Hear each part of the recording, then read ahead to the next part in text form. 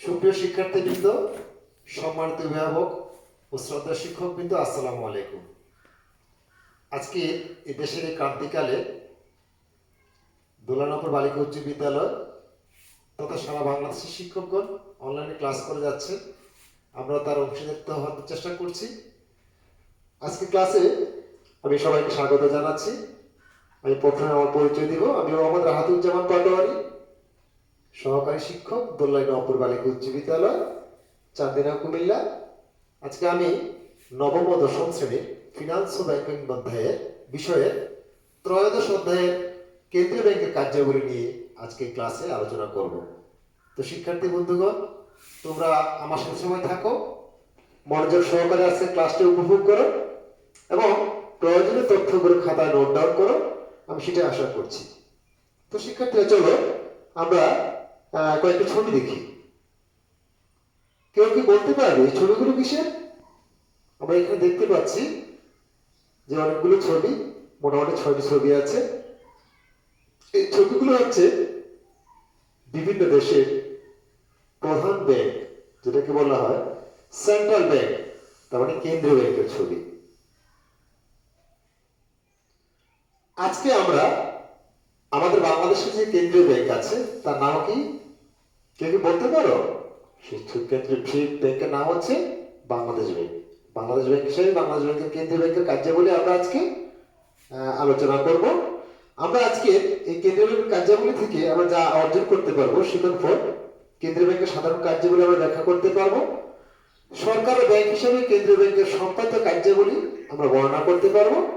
সকল ব্যাংকের ব্যাংক হিসেবে কেন্দ্রীয় ব্যাংকের সম্পাদ্য কার্যাবলী তোমরা বর্ণনা করতে পারবে।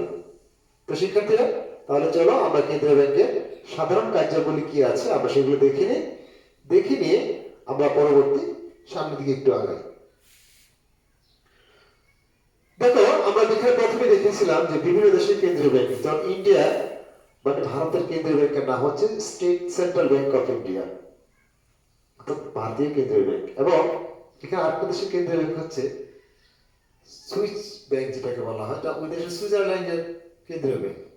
অর্থাৎ এছাড়াও আর যে কেন্দ্রীয় ব্যাংকগুলো আছে সেই কেন্দ্রীয় ব্যাংকগুলো পরবর্তীতে আমরা একটা একটা করে তোমার সাথে নিয়ে আসবো। তাহলে কেন্দ্রীয় ব্যাংক কাকে বলা হয়? কেন্দ্রীয় ব্যাংক হচ্ছে, কেন্দ্রীয় ব্যাংক কি করে? কেন্দ্রীয় ব্যাংক বাজার নিয়ন্ত্রক হিসেবে সরকার, জনগণ ও অন্যান্য ব্যাংকের সর্বোপরি দেশের উন্নয়নের জন্য কেন্দ্রীয় ব্যাংক কাজ করে থাকে। ঠিক আছে শিক্ষার্থীরা, আমরা একটু এবার দেখবো কেন্দ্রীয় ব্যাংকের বিভাজন, অর্থাৎ কেন্দ্রীয় ব্যাংকের কাজ। কেন্দ্রীয় ব্যাংকের কার্যাবলী 3 প্রকার। 1, সাধারণ কার্যাবলী। 2, সরকারের ব্যাংক হিসেবে কার্যাবলী। 3, সকল ব্যাংকের ব্যাংক হিসেবে কার্যাবলী। এবং আরেকটি কার্যাবলী হচ্ছে অন্যান্য কার্যাবলী। কেন্দ্রীয় ব্যাংকের কাজকে 4টি ভাগে ভাগ করা হয়: সাধারণ কার্যাবলী, সরকারের ব্যাংক হিসেবে কার্যাবলী, সকল ব্যাংকের ব্যাংক হিসেবে কার্যাবলী এবং অন্যান্য কার্যাবলী। আমরা আজকে এই কার্যাবলী সম্পর্কে একটু আলোচনা করার চেষ্টা করব। সাধারণ কার্যাবলী বলতে কি কি আছে দেখো। কেন্দ্রীয় ব্যাংকের সাধারণ কার্যাবলী হচ্ছে প্রথম এবং প্রধান কার্যাবলী হচ্ছে নোট ও মুদ্রা প্রচলন করা। কেন্দ্রীয় ব্যাংক ছাড়া পৃথিবীর কোনো ব্যাংক, অর্থাৎ বাংলাদেশের কেন্দ্রীয় ব্যাংক হচ্ছে বাংলাদেশ ব্যাংক। বাংলাদেশ ব্যাংক ছাড়া কিন্তু কোনো ব্যাংক, যে অন্যান্য যে ব্যাংকগুলো আছে, তফসিলি ব্যাংক বা বাণিজ্যিক ব্যাংকগুলো আছে, সেই ব্যাংকগুলো কিন্তু নোট এবং মুদ্রা প্রচলন করতে পারে না। শুধুমাত্র কেন্দ্রীয় ব্যাংক ছাড়া অন্য কোনো ব্যাংকের সে ধরনের কোনো অথরিটি নেই। কেন্দ্রীয় ব্যাংক হচ্ছে মুদ্রা বাজারের অভিভাবক। যা আমাদের বাংলাদেশে যে মুদ্রা বাজারটা আছে, শুধু বাংলাদেশের, সারা পৃথিবীতে যতগুলো মুদ্রা বাজার আছে সে প্রত্যেকটা মুদ্রা বাজারের অভিভাবক কিন্তু কেন্দ্রীয় ব্যাংক। এছাড়াও সহজ বিনিময় মাধ্যম, অর্থাৎ আমরা যখন মুদ্রার পরিবর্তে যখন আমরা চেক যেমন দিই, অর্থাৎ বিনিময় করি, বিনিময় বিল হিসেবে কিন্তু চেক হিসেবে কিন্তু মুদ্রা বিনিময় করতে পারি। এছাড়াও ঋণ নিয়ন্ত্রণ ক্ষেত্রেও সাধারণ কেন্দ্রীয় ব্যাংক অনেকটা কার্যকরী ভূমিকা পালন করে, যা কেন্দ্রীয় ব্যাংকের সাধারণ কার্যাবলীর মধ্যে অন্তর্ভুক্ত। এছাড়াও আরো রয়েছে মুদ্রার ক্রয় ক্ষমতা নিয়ন্ত্রণ। মুদ্রার মধ্যে যে মুদ্রার যে ক্রয় ক্ষমতা তা নিয়ন্ত্রণ করে কেন্দ্রীয় ব্যাংক। বৈদেশিক মুদ্রা নিয়ন্ত্রণ, বৈদেশিক বিনিময় নিয়ন্ত্রণ করা, মূল্যস্তর স্থিতিশীল রাখা এবং বৈদেশিক মুদ্রা তহবিল সংরক্ষণ করা হচ্ছে কেন্দ্রীয় ব্যাংকের সাধারণ কার্যাবলী। শিক্ষার্থী বন্ধুরা, তোমরা একটু পাঠ্য বইটা পড়ো। তোমাদের পাঠ্য বইতে এই বিষয়ে প্রত্যেকটা টপিকসে বিস্তারিত বিবরণ দেওয়া আছে। তোমার পাঠ্যবইটা দেখে তোমরা একটু পড়ে নেবে। এছাড়া আরো আরো খাতার কার্যাবলীর মধ্যে রয়েছে ব্যাংক ব্যবস্থার উন্নয়ন, যে আমাদের কর্মসংস্থানের যে সুযোগ সৃষ্টি করা কেন্দ্রীয় ব্যাংকের একটা অন্যতম কাজ। এছাড়াও আছে যেমন যদি কারো কোনো লোনের প্রয়োজন হয়, যদি কারো কোনো ঋণ খেলাপি হয়, অর্থাৎ সরকার কর্তৃক গৃহীত ঋণের যে তদারকি, সেই তদারকিটা কিন্তু কেন্দ্রীয় ব্যাংক সরাসরি করে থাকে। এগুলো হচ্ছে কেন্দ্রীয় ব্যাংকের সাধারণ কার্যাবলী। ঠিক আছে শিক্ষার্থীরা, এবার চলো আমরা সরকারের ব্যাংক হিসেবে সম্পাদিত কার্যাবলীগুলো কি কি আছে আমরা সেগুলো একটু দেখে নিই। সরকারের ব্যাংক হিসেবে কেন্দ্রীয় ব্যাংকের যে কাজগুলো সে সম্পাদন করা থাকে তার মধ্যে রয়েছে এক, ঋণের উৎস, অর্থাৎ কেন্দ্রীয় ব্যাংক সরকারের যে উন্নয়ন, সেই উন্নয়নের ক্ষেত্রে সরকার কোত্থেকে ঋণ এনে বা কোত্থেকে টাকা এনে এই দেশের অর্থনৈতিক উন্নয়ন করবে, তার কিন্তু একজন বড় একটা উপদেশ হিসেবে কেন্দ্রীয় ব্যাংক কিন্তু কাজ করে। অর্থাৎ তার সরকারের কাজ, সরকারের যে উচ্চ ঋণের যে তহবিল বা সরকারের যে উন্নয়ন তহবিল, তার সম্পূর্ণটা কিন্তু কেন্দ্রীয় ব্যাংক কিন্তু উপদেশ হিসেবে প্রধান উপদেশে কাজ করে। এছাড়া রয়েছে তহবিল সংরক্ষণ করা, সরকার হিসাব সংরক্ষণ করা, লেনদেন সম্পাদন করা, বৈদেশিক মুদ্রার ক্রয় ও বিক্রয়। আমি এর আগে বলেছিলাম যে কেন্দ্রীয় ব্যাংক হিসেবে সরকারের কি প্রধান উপদেশ হিসেবে কাজ করা, সরকার তথ্য সংগ্রহ ও সংরক্ষণ করা, আন্তর্জাতিক সম্পর্ক স্থাপনকারী একজন ব্যক্তি হিসেবে সরকারের ব্যাংক হিসেবে কেন্দ্রীয় ব্যাংক কিন্তু মুখ্য ভূমিকা পালন করে। শিক্ষার্থী তোমরা আবার একটু দেখে নাও, ঠিক আছে?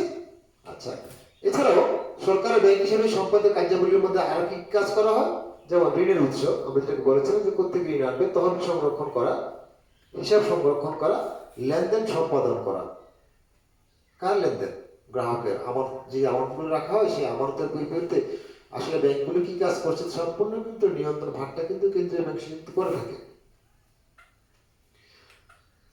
তারপর যেটা বলছিলাম যে বৈদেশিক মুদ্রা ক্রয় বিক্রয়, যেমন আমাদের দেশে অনেক লোক, আমার ভাই, মামা, খালু, চাচা, কেউ না কেউ হয়তো বাইরে আছে, প্রবাসে আছে, তাদের যে টাকাগুলো বৈদেশিক থেকে পাঠায় রেমিটেন্স, সেই রেমিটেন্সে বৈদেশিক মুদ্রার যে অর্থাৎ যে এক্সচেঞ্জিং, সেটা মূলত কেন্দ্রীয় ব্যাংক করে থাকে এবং প্রধান উপদেশ হিসেবে কাজ করে থাকে, তথ্য পরিচালনা হিসেবে কাজ করে থাকে, আন্তর্জাতিক সম্পর্ক স্থাপন করে এবং সরকারের প্রতিনিধি হিসেবে, সরকারের ব্যাংক হিসেবে কেন্দ্রীয় ব্যাংক কিন্তু মুখ্য ভূমিকা পালন করে।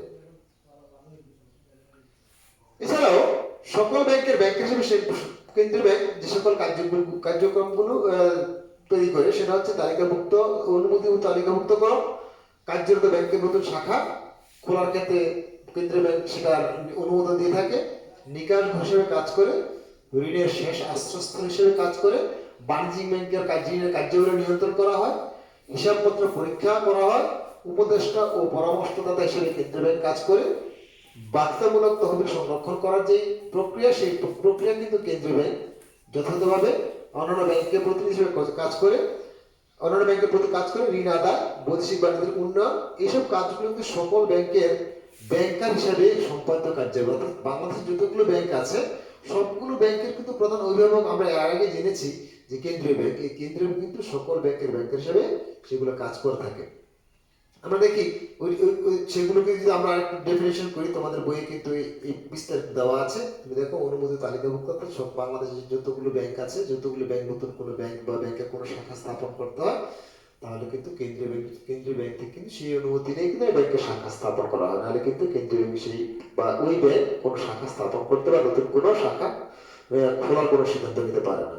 এছাড়া কেন্দ্রীয় ব্যাংক গ্রাহকের নিকাশ, ব্যাংকগুলি যে নিকাশ হিসেবে কাজ করে, এবং আমরা জানি কেন্দ্রীয় ব্যাংক হচ্ছে যে একটা দেশের প্রায় সারা পৃথিবীর সূর্য যেমন পৃথিবীতে আলাদা, ঠিক কেন্দ্রীয় ব্যাংক কিন্তু অন্যান্য ব্যাংকগুলোকে আলাদা, সেখানে ঋণের শেষ আশ্রয়স্থল হিসেবে কিন্তু কেন্দ্রীয় ব্যাংক কাজ করে থাকে। এছাড়াও বাণিজ্য ব্যাংকের যতগুলো কার্যাবলী আছে সকল কার্যাবলী কিন্তু কেন্দ্রীয় ব্যাংক নিয়ন্ত্রণ করে থাকে, এবং এছাড়াও বাণিজ্য ব্যাংকের সকল প্রকার হিসাব নিকাশ পরীক্ষা করা, উপদেষ্টা পরামর্শদাতা হিসেবে বাধ্যতামূলক তহবিল সংগ্রহের ক্ষেত্রে কিন্তু সকল ব্যাংকের অভিভাবক হিসেবে কেন্দ্রীয় ব্যাংক যথাযথ ভূমিকা পালন করে। আমরা যদি দেখি এছাড়া আরো কি কাজ করে, যেমন ব্যাংকের অন্যান্য ব্যাংকের প্রতিনিধি, যেটাকে বলা হয় ওসি বা প্রতিনিধি, ঋণ আদায়ের ক্ষেত্রে, বৈদেশিক বাণিজ্যের উন্নয়নের ক্ষেত্রে কেন্দ্রীয় ব্যাংক অনেকাংশে গুরুত্বপূর্ণ ভূমিকা পালন করে থাকে। শিক্ষার্থীরা, তোমরা তোমাদের পাঠ্য বইটাকে একটু দেখো।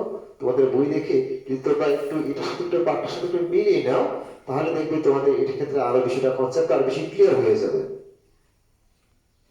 আমরা অন্যান্য কার্যাবলীগুলো কি কি আছে? অন্যান্য কার্যাবলীর মধ্যে রয়েছে কৃষি উন্নয়ন, শিল্প উন্নয়ন, সমবায় ব্যাংকের উন্নয়ন, গবেষণা কার্যক্রম এবং ঋণের ব্যবহার নিশ্চিতকরণ। আমরা একটু ডেফিনিশন দিই। কৃষি উন্নয়ন কি?